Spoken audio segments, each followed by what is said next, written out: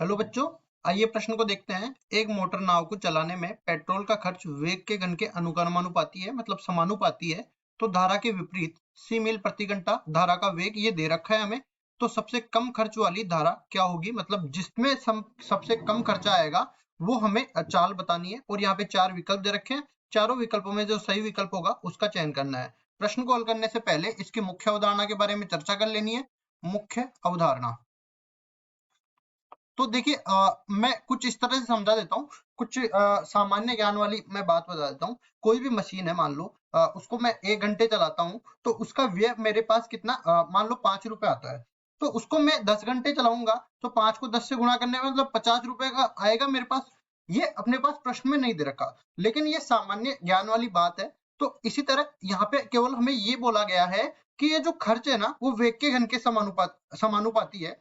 लेकिन जो अपने पास खर्च है वो समय के भी तो समानुपाती होता है, मतलब जितना ज्यादा देर कोई मशीन चलेगी उतना ज्यादा उसका जो है खर्च आएगा। ठीक है, तो इस तरह से मान के चलो कि कोई भी अब मैं समानुपाती वाली बात बता देता हूँ। जैसे मान लो कि y जो है वो x के समानुपाती है। ठीक है, अगर ये समानुपाती चिन्ह मैं हटा देता हूँ और बराबर का लाता हूं मैं, तो यहाँ पे कोई भी अचर आ जाता है। मान लो अचर k है। अब k का मान कुछ भी हो सकता है, वो निर्भर करता है कि कहाँ से ये अचर लिया गया है। ठीक है, केवल इतना हमें याद रखना है कि जब भी समानुपाती चिन्ह हटता है और बराबर का चिन्ह आता है तो एक अचर आ जाता है यहाँ पे। दूसरी चीज, हम एक और सूत्र इसमें बता देते हैं। जैसे मान लो मेरे को क्या करना है, मेरे को दूरी दूरी चाल और समय, दूरी चाल समय तीनों में जो है संबंध बताना है। तो मैं जानता हूं दूरी में अगर समय का भाग दे दिया जाए तो ये चाल के बराबर हो जाती है।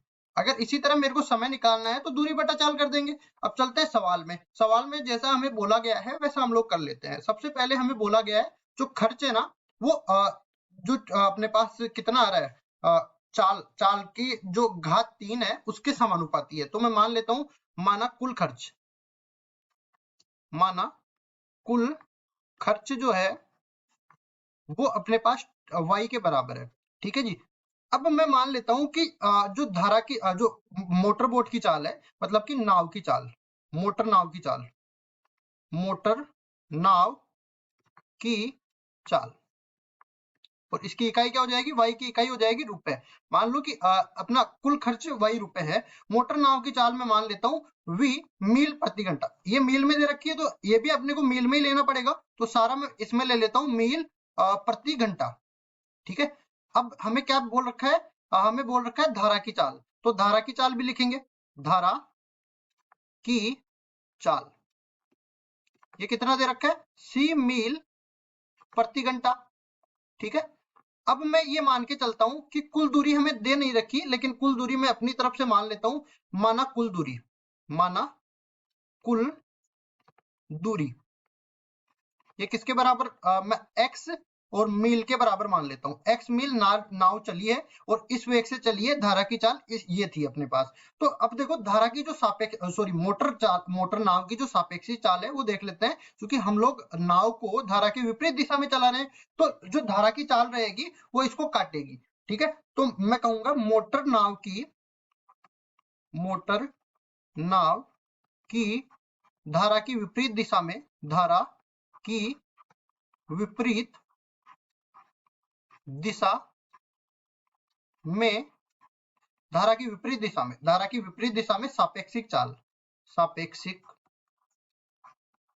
चाल ये किसके बराबर हो जाएगी, जो मोटर नाव की चाल है उसमें से हम लोग घटा देंगे धारा की चाल को, और ये इसकी इकाई क्या हो जाएगी, मील प्रति घंटा, इसके बराबर हो जाएगी। अब देखो हम लोग आगे बढ़ते हैं और हमने क्या बोला कि समय किसके बराबर हो जाएगा, दूरी बटा चाल के बराबर हो जाएगा। चाल हमें पता है और दूरी हमें पता है, तो समय आ जाएगा अपने पास। तो मैं बोलूंगा मोटर नाव को लगा समय। और कौन सा समय, जो x दूरी तय करने में समय लगा है वो हम लोग निकाल रहे हैं। तो दूरी ऊपर आ जाएगी, दूरी कितनी है x और चाल कितनी है v माइनस में c। इतना मेरे को समय लगेगा और ये समय देगा ये मील में है और ये मील प्रति घंटा में है। कुल मेरे को समय कितना लगेगा, x बटा में v माइनस c प्रति घंटा, सॉरी ये इतना घंटा, मतलब ये समय है अपने पास। समय की इकाई जो है घंटे में आ जाएगी। अब चलते हैं सवाल में। सवाल में जैसा कि हमें दिया गया है प्रश्नानुसार कहेंगे, प्रश्नानुसार हमें बोला गया है कि जो खर्च है ना वो समानुपाती है जो मोटर नाव की चाल है उसके घन के। ठीक है, और एक चीज हमने पहले ही बता दिया कि समय बढ़ेगा, मतलब ज्यादा देर तक कोई मशीन चलेगी तो खर्चा तो आएगा ही आएगा, तो ये समय जो है साथ ही समानुपाती हो जाएगा किसके, समय के। तो कुल मिला के अपने पास ये बराबर का चिन्ह मैं लेके आऊंगा, तो यहाँ से मान लो कि कोई भी समानुपाती स्थिरांक अपने पास आ जाता है के। अब के मैंने ले लिया और यहाँ पे किसके बराबर हो जाएगा, ये v क्यूब बाय आ जाएगा यहाँ पे, और t आ जाएगा यहाँ पे। ठीक है, t का मान मैं उठा के यहाँ से रख दूंगा, ये t पूरा मैं t मान लेता हूँ, ये मान उठा के यहाँ पे रख दूंगा। तो अपने पास क्या बन जाएगा, देखिए y बराबर में k, ये तो स्थिरांक है, v क्यूब इसी तरह रहने वाला है, t क्या बन जाएगा, t अपने पास बनेगा x और बटा में क्या आ जाएगा v माइनस में c, इस तरह से ये बन जाएगा। अब देखो हम लोग जानते हैं कि ये k और x ये तो अपने पास क्या है, ये स्थिरांक है, दूरी भी एक स्थिर राशि है ना, तो इसको मैं पूरा इस तरह से व्यक्त करूंगा के एक्स और गुणा में v क्यूब बटा में v माइनस में c। अब देखो हमें कम खर्च वाली चाल चाहिए, तो मैं ये जो y है ना, ये खर्चा, इस खर्चे को मैं जो चाल है ना उसके सापेक्ष अवकलित कर देता हूँ, और जो अपने पास हम लोग जानते हैं उच्चिष्ट और निम्निष्ट, उसी तरह उच्चतम या निम्नतम देख लेते हैं। मतलब कम खर्चा आएगा तो धारा की जो मोटर नाव की चाल है वो भी तो कम होगी, जब चाल कम होगी तो खर्चा भी कम होगा। तो इसको मैं अवकलित कर देता हूँ चाल के सापेक्ष, मतलब v के सापेक्ष। तो ये क्या बन जाएगा, देखिए dy बटा में dv, इस तरह से बनेगा। ये kx तो बाहर रहेगा, ये तो अचर राशि है, और इसका करेंगे अंश बटा हर से, तो देखो हर को इसी तरह रखेंगे v माइनस सी, अंश का कर देंगे अवकलन, तो 3v² बन जाएगा, माइनस में अंश को इसी तरह रखेंगे और हर का कर देंगे तो ये 1 के बराबर हो जाएगा। अब देखो नीचे वाला जो है हर, इसका हो जाएगा वर्ग। अब इसको आगे हल करेंगे तो इसमें कर देंगे क्या, इस पूरे को मैं प्रथम अवकलज परीक्षण लगा रहा हूं, तो पूरे को पहले तो मैं 0 के बराबर करूंगा और मेरे जो भी चरम बिंदु है ना वो चरम बिंदु यहाँ पे निकाल लूंगा।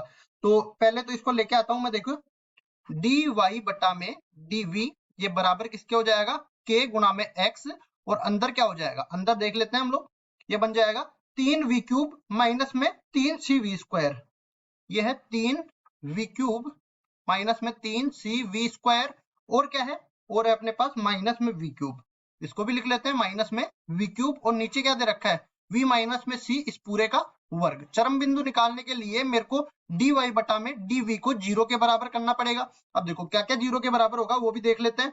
यहाँ से देखो ये अचर है, ये 0 के बराबर नहीं होगा, ये नीचे वाली राशि भी 0 के बराबर नहीं होगी, केवल अपने पास ये वाला अंश जो है ये 0 के बराबर होगा, मतलब कि कुल मिला के 3v क्यूब माइनस में v क्यूब, और ये माइनस में 3c या फिर v² c बराबर हो जाएगा 0 के। अब इसमें से देखो 2v क्यूब माइनस में क्या बन गया, माइनस में बना 3v² c, ये 0 के बराबर बना, मतलब कुल मिला के यहाँ से मैं उभनिष्ठ क्या ले सकता हूँ, v² को उभनिष्ठ ले लेता हूँ, तो यहाँ पे 2v माइनस में 3c ये बराबर हो जाएगा 0 के। इसके बाद में देखो v तो कभी 0 के बराबर नहीं हो सकती, क्यों, अगर मोटर नाव की चाल ही 0 के बराबर कर दी तब तो कोई अपने पास खर्चा आएगा ही नहीं, मतलब मोटर नाव कभी चली ही नहीं। और दूसरी यहाँ पे अपने को इसको 0 के बराबर करना है, तो ये किसके बराबर हो जाएगा, v बराबर में 3c बटा में 2 के बराबर। अब देखो प्रथम अवकलज परीक्षण इसमें लगा रहे हैं हम लोग, तो इसको संख्या रेखा पर स्थित कर लेते हैं। देखो इस तरीके से ये अपने पास v बराबर में 3c बटा में 2 का बिंदु आ गया। अब देखो मैं v का मान अगर मैं 3c बटा 2 से ज्यादा रखता हूं तो यहाँ पे धनात्मक आ जाएगा, और 3c बटा 2 से कम रखता हूं तो यहाँ पे ऋणात्मक आ जाएगा। ये अपने पास एक फलन आ रहा है, यहाँ पे रख के देख लो आप, तो ये जब इससे ज्यादा रखेंगे धनात्मक, इससे कम रखेंगे ऋणात्मक, मतलब कुल मिला के अपने पास इस तरह से पहले तो ढाल घटेगा, उसके बाद ढाल बढ़ेगा। तो ये कौन सा बिंदु आ गया, ये निम्निष्ठ का बिंदु आ गया, निम्निष्ठ का बिंदु आ गया, इसका मतलब जो चाल है मोटर नाव की इस बिंदु पर v बराबर 3c बटा 2 पर हमारे पास न्यूनतम रहेगी। तो अगर चाल न्यूनतम रहेगी तो खर्चा भी तो न्यूनतम आएगा, तो हमें तो यही बताना था कि क्या, यहाँ पे बोल देंगे चाल v मिनिमम बराबर में 3c बटा में 2, और v मिनिमम है तो हमने कहा था कि जो खर्चा है वो धारा के घन के समानुपाती है, तो यहाँ से खर्चा मिनिमम कितना आ जाएगा, y मिनिमम, वो y मिनिमम हमें नहीं निकालना है, ठीक है, केवल v मिनिमम की जरूरत थी, तो हम ये बोल सकते हैं कि y मिनिमम का मान v मिनिमम पे अपने को मिलेगा। ठीक है जी, तो v मिनिमम कहाँ पे आ रहा है अपने को, 3c बटा 2, और यहाँ पे देखो इसकी इकाई भी देख लेते हैं, ये चाल है चूंकि, तो इसकी इकाई हो जाएगी मील प्रति घंटा, मील प्रति घंटा। ये कौन से विकल्प में दे रखा है, 3c बटा 2 मील प्रति घंटा, ये सी विकल्प में दे रखा है, तो सी विकल्प बिल्कुल सही उत्तर हो जाएगा। आशा करता हूँ ये सवाल आपको समझ में आया होगा। धन्यवाद।